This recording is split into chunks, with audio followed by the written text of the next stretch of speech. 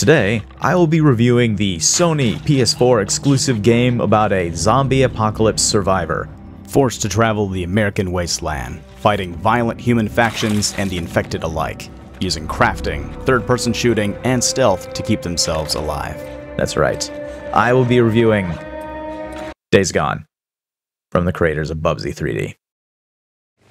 Memes aside, I think it would be a worthwhile endeavor to dig into this game and answer one specific question. Why did this game bomb?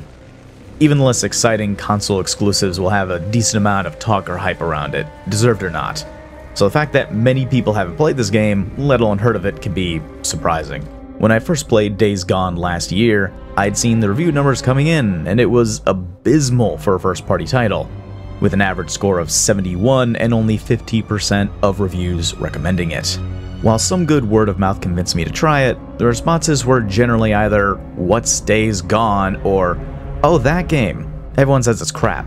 I started the game and was met with unexpectedly good UI and gameplay features. The minimap showed me everything I'd want to know, including a meter which spiked when a sound was made, as well as a stealth indicator.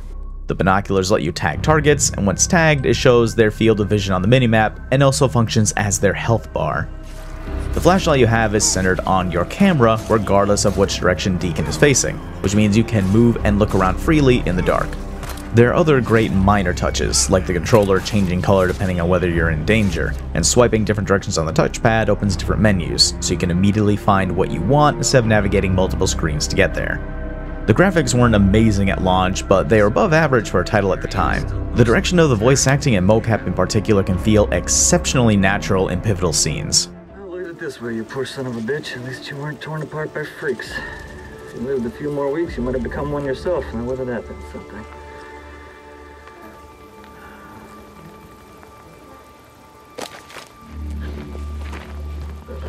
What do you want? Stay back.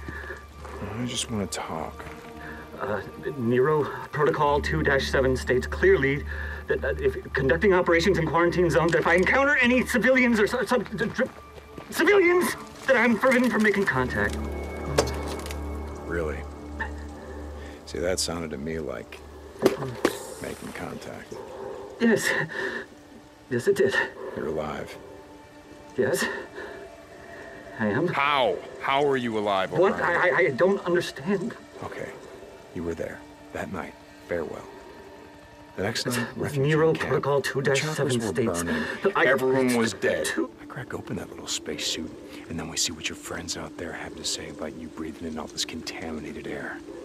So what's it gonna be, O'Brien? The story itself takes a while to actually happen, but overall it's actually a surprisingly gripping, character-driven narrative, with some nice emotional hooks that aren't reliant on the gameplay loop, such as one set of optional side missions that involve visiting the grave of Deacon's wife, Sarah, to discuss the events of the game to her. To sum up, the game looks good, it plays well, it's well acted, and has a good story. So why did I only play for roughly 2 hours at launch, then not touch it again for over 10 months? Because it's so fucking boring in the beginning. As much as I praised the gameplay from a UI standpoint, notice I didn't mention much else. There's a reason for that. The gunplay is fine, and only fine. The crafting is serviceable, if a bit clunky and uninspired.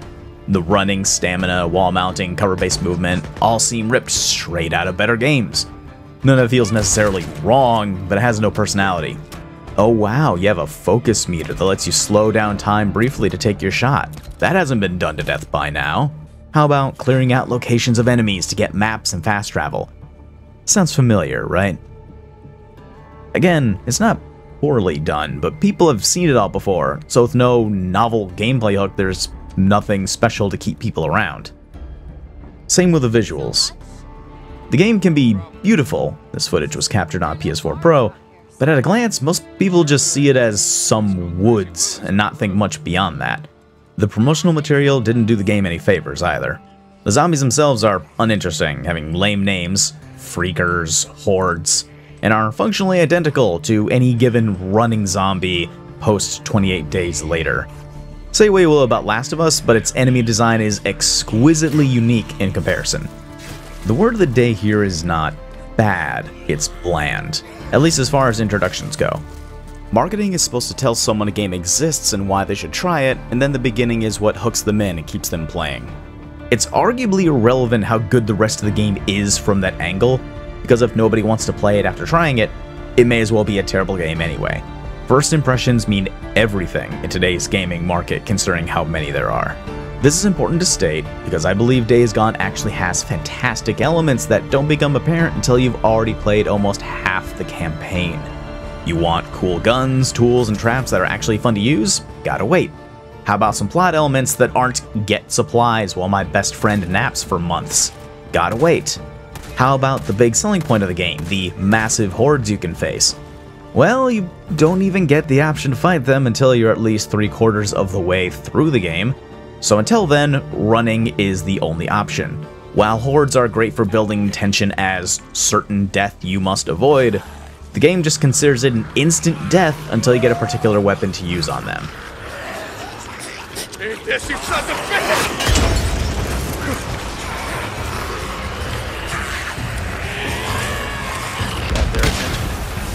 It works! Weaver's Molotov works! I can see the flames from here! To describe the first few hours of the game, it could be best summed up as, I have no idea who these people are, and I don't care. It does a fine job establishing the gameplay mechanics, but nothing establishes Deacon as a unique protagonist. The important thing about character development is change or expansion over time of certain traits. Deacon certainly has traits, but until the end of the first act, the traits can be summed up as alive and grumpy, so it's not much of a character arc as it is a straight line drawn over fetch quests and gathering supplies. My bike's gone. Fuck! Damn it, Copeland! Hey! You're from Copeland's camp? Where the hell is my bike? The reason I lean so heavily on the characters is because that is the best thing about this game, bar none, given the overall context of the plot. Deacon is a fantastic character, multifaceted, and with great performances to portray his internal conflicts. Here's a scene that best demonstrates this. What the hell's this? Shit. Oh, shit. Hey. Hey, how you doing, little guy? Hey, oh, easy, easy. Hey, hold on, huh? Where'd you come from? Don't look at me. Yeah. Hey, you look a little thirsty. Let's get you some water. How's that sound?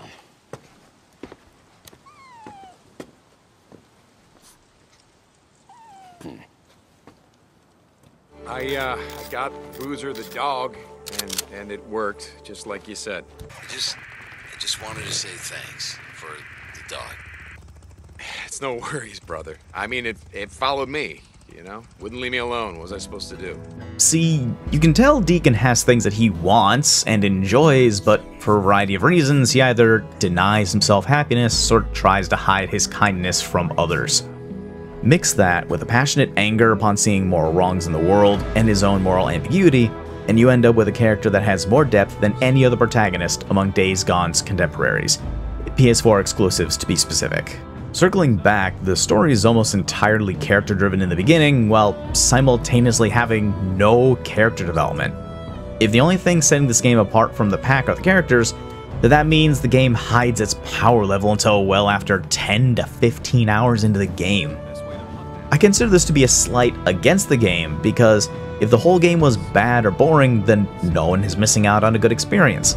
Instead, we have a fantastic experience that alienates many players right away. I'd rather people wisely pass on a mediocre game than give up on a great game because its intro is fucking awful.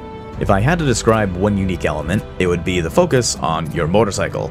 Deacon being from a biker gang and working at a repair shop before the zombie apocalypse means you can upgrade and customize your bike, with progression tied primarily to bike upgrades. When you first get your own bike, it's slow, hard to handle, and burns through fuel quickly. Fuel is important because fast travel is determined by how far away a location is and how much fuel you have at the time. If you don't have enough, it won't let you fast travel there. It should also be noted that fuel is not free unless it's at your home base or an abandoned gas station, so getting upgrades on your gas tank is a crucial goal for saving time. Once you've got all the good shit by endgame though, holy shit can you go flying. This bike doesn't even have the best gear, and the difference in speed and handling is night and day. Let's not give the entire game a pass just because it's got good elements though. To say my experience was janky is like saying Pluto Nash is a movie of the year. An understatement, at best. Performance is mostly consistent and gets smoother frame rate when you play on the boost mode, but my god does it make the console chug along. I've never had my PS4 make this much noise until I played this game.